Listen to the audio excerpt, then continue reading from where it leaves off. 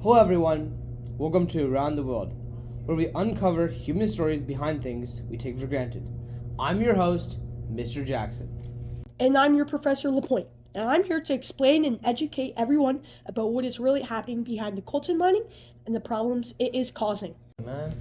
Well, coltan is a dull black metallic ore that is made of columbite and tantalite that is then refined to produce tantalum, metal that is in almost all modern electronics because of its ability to store and release energy efficiently.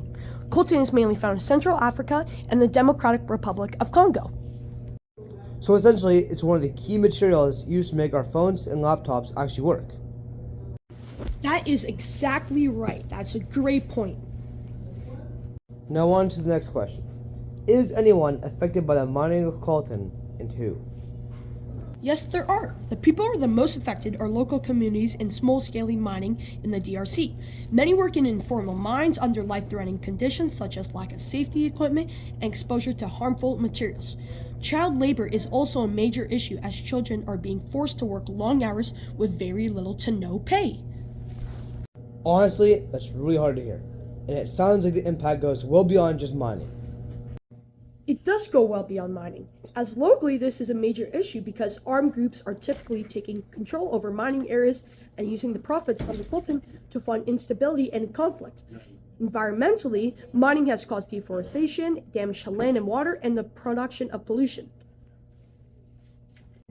So even though it's used all over the world in technology, the impact is heavily centralized in one region?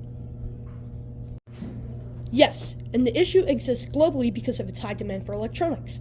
Since coltan is used in so many electronics such as phone and computers, consumers worldwide are indirectly tied to these issues.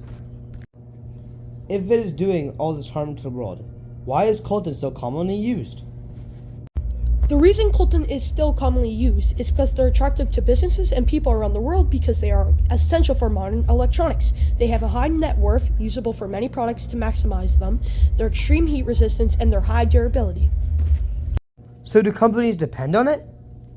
Yes, companies do depend on it because it improves efficiency and affordability. However, in some situations, sourcing from regions with weaker regulations also lower costs, even if it brings up significant ethical issues. So in brief, is a trade-off between high costs and efficiency? That is exactly right. And what about for the consumers? As far as the consumer goes, these materials are appealing because they fuel their daily activities such as communication, learning, entertainment, and digital technology, which keeps global demand high. Alright, on to the next set of questions.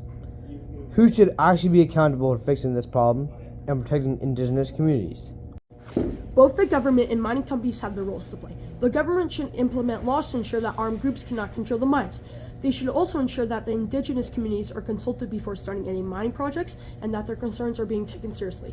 While the mining companies should follow ethical sourcing, safe mining practices, and provide compensation and benefits to the local communities.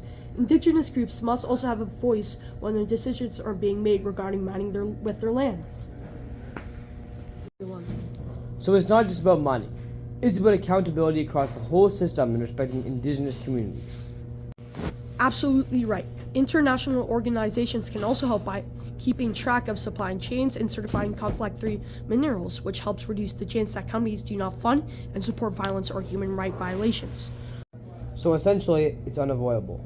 Correct, as most devices rely on coltan, making it difficult to fully avoid. Realistically, is it possible for people to avoid coltan when buying electronics? You could reduce the amount of electronics you purchase containing coltan. However, you probably won't be able to completely stop purchasing them because many major electronic companies contain coltan, and it would be extremely difficult due to the importance it has in education use, communication, and daily life. So what can consumers do? Consumers can contribute by limiting their purchase and not supporting companies that use coltan in their products or don't do ethical mining practices. Consumers can also contribute by supporting companies that are open about their supply chain and actively source minerals responsibly. Now I have some questions for you. Would you actually be willing to pay more for coltan-free electronics? Yes, I would 100% be willing to pay more for electronics that are guaranteed to be coltan-free. The reason I would do this, as paying more for coltan-free electronics would go some way towards ensuring better working conditions, supporting more ethical mining practices, and reducing child labor in the mines.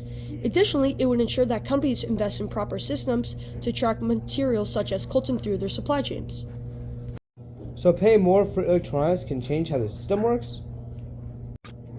That is correct, because even though the cost is expensive up front, it will contribute to long-term improvements and help reduce harm in mining communities. Wow, that really changed your perspective on something as simple as a phone or a laptop. Thank you, Professor LaPointe, for joining me today. This was an eye-opening experience. Well, thank you for having me. And this shows that conflict minerals like coltan reveal how deeply linked modern technology is to global issues. It all starts with raising awareness. Thank you, Professor LaPointe, for helping me understand what is really happening that we don't see during the coltan mining. I do have one last question. What is the real price per phone?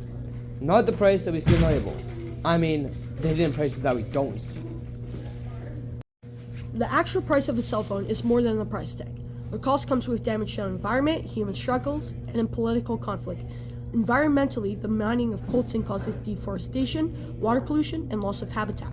Socially, it uses child labor and poor working conditions. And politically, armed groups are using profit from coltan to fund conflict and instability. Well, thank you for having me. And this shows that conflict minerals like coltan reveal how deeply linked modern technology is to global issues. It all starts with raising awareness.